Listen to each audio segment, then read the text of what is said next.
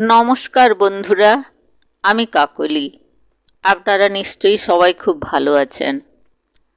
আজ আমি কথা বলবো ভগবদ্গীতার একটি সহজ কিন্তু শক্তিশালী শিক্ষা নিয়ে। বিশ্বাস করুন, সেটি শুনলে দুঃখ আপনার কাছে আসবেই না। ভিডিওটি ভালো লাগলে অবশ্যই লাইক এবং সাবস্ক্রাইব করে রাখবেন। আপনি যখন জীবনে ব্যথা, হতাশা বা দুঃখের চক্রে পড়েন, সেখানে গীতার একদল ভাবনা আছে যা আপনার মনের প্রবাহই বদলে দিতে পারে। আজ আমি সেটাই সহজভাবে বলবো, যাতে আপনি তা আজই কাজে লাগাতে পারেন। প্রথমে আমরা জানি শ্রীমদ্ ভগবদ্ গীতা আসলে কি বলছে। গীতা বলছে, আমাদের জীবনের দুঃখ, বিষাদ সব সময়ই বাইরের কোনো বস্তু বা অন্যের কৃত্য থেকে আসে না। বেশিরভাগ দুঃখ আসে আমাদের নিজেদের চিন্তা পদ্ধতি থেকে। বিশেষ করে যে চাহিদা বা ধরুন আসক্তি আমরা রাখি, তার ফলেই এই ভাবনা আসে। শ্রীকৃষ্ণ বলেন যে কাজ করো, কিন্তু ফলের লোভ করো না। ধরা যাক আপনি খুব কাউকে পছন্দ করেন, সম্পর্ক থেকে সুখ পাওয়ার আশা খুব বেশি। যখন প্রত্যাশা বেশি থাকে, তখন ফল না পেলে দুঃখ বেশি হবে। আর যদি প্রত্যাশা না রাখেন, কেবল ভালো চিন্তা, দায়িত্বে মনোযোগ দেন, তখন ফল আসুক বা না আসুক, মনের অবস্থা স্থির থাকে। গীতা আমাদের সেই ভারসাম্য, অর্থাৎ কর্তব্য করো কিন্তু প্রত্যাশায় বেঁধে নয়। কিভাবে আপনারা গীতা থেকে এই শিক্ষা নিয়ে নিজেদের জীবনে প্রয়োগ করবেন, তা আমি বর্ণনা করছি। শুধু বিশ্বাস নিয়ে মনের ভাবগুলো লক্ষ্য করুন। দুঃখের সময় সেই চিন্তাগুলো কেমন করে আসে লক্ষ্য করুন। কাজকে প্র্যাকটিস হিসেবে নিন। ফলকে জানেন যে আমি চেষ্টা করছি। ফল নিয়ে অতিরিক্ত চিন্তা করবেন না। ফল নিয়ে অতিরিক্ত চিন্তা ঘাঁটালে সেটাকে লেখায় জিনিস করে ফেলুন, যে আজ আমি চেষ্টা করেছি, ফল যেমনই হোক।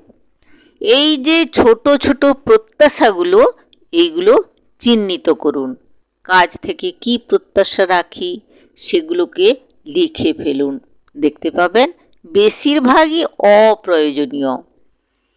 কৃতজ্ঞতার যে তালিকা, প্রতিদিন সেখানে 3টি জিনিস লিখুন। এতে মনোভাব ধীরে ধীরে বদলে যাবে। বাস্তব জীবনের ছোট্ট একটি কাহিনী বলি, শুনুন। এক বন্ধু, সে চাকরি হারিয়েছে। সে চাকরি হারালেও তার চেষ্টার কোনো ত্রুটি রাখল না। পরে সে কাজ করলো, রোজগার রুটিন ধরে রাখলো, দিনে পড়াশুনো, পরিবারের সঙ্গে সময় কাটানো। ধীরে ধীরে সে বুঝলো, কাজে যদি লেগে থাকি, তাহলে এই যে কাজে লেগে থাকা এবং তার চেষ্টা করাই হচ্ছে শান্তির উৎস। ফল না পেলেও তখন মন কিন্তু শান্ত ছিল। এটাই গীতার মূল শিক্ষা। কাজ করে যাও, মনের আবেগকে আপনি নিয়ন্ত্রণে রাখুন। গীতার একটি প্রসিদ্ধ ভাবনা হলো দ্রষ্টা দ্রষ্টব্যং কর্মণ্যেবাধিকারস্তে।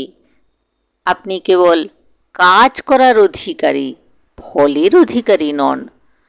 যদি আপনি এটি মেনে নেন, তবে দুঃখের শক্তি অনেকটাই কমে যাবে। এখনও অনেকের মনেই প্রশ্ন আসতে পারে, ফল চাইবো না, তাহলে চেষ্টা কিসের? এটা ভুল ধারণা। গীতা কিন্তু চেষ্টা বা দায়িত্ব পরিত্যাগ করতে বলছেন না, বরং বলছেন যে চেষ্টা করো, কিন্তু আত্মাকে ফলের সাথে না জুড়ে। অর্থাৎ উৎসাহ থাকবে, কিন্তু বিচলতা থাকবে না। আর একটি ভুল হচ্ছে নিরাসক্তি। নিরাসক্তি মানে অনুভব বন্ধ করা, তা নয়। নিরাসক্তি মানে অনুভব আছে, কিন্তু তার উপর দাসত্ব নেই। সম্পর্কে যখন ব্যথা আসে, ধরুন বন্ধুকে বা প্রেমিককে, দোষ দেওয়া সহজ, কিন্তু গীতার শিক্ষা বলছে নিজের দায়টা আগে দেখুন। আপনি কি অতিরিক্ত প্রত্যাশা করেছিলেন? আপনার নিয়ন্ত্রণের বাইরে কিছু হলে তাকে মেনে নিতে শিখুন। মনের প্রশান্তি বজায় রাখলে সম্পর্কটাও পরিণত হবে, বা না হলেও আপনি নিজের শান্তি হারাবেন না।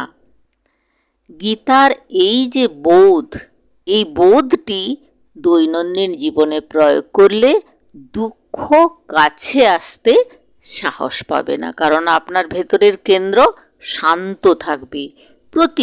প্রতিদিন 5টা মিনিট ধ্যান করুন, কাজকে কর্তব্য মনে করুন, প্রত্যাশা চিহ্নিত করুন।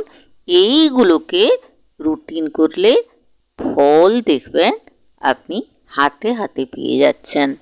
ধন্যবাদ বন্ধুরা, এই সময় দিয়ে শোনার জন্যে। আপনারা শান্ত থাকুন, চেষ্টা চালান। দুঃখ কালে আসুক, কিন্তু পাশে এসে বসতে পারবে না। নমস্কার, ধন্যবাদ। ভালো থাকবেন, সুস্থ থাকবেন।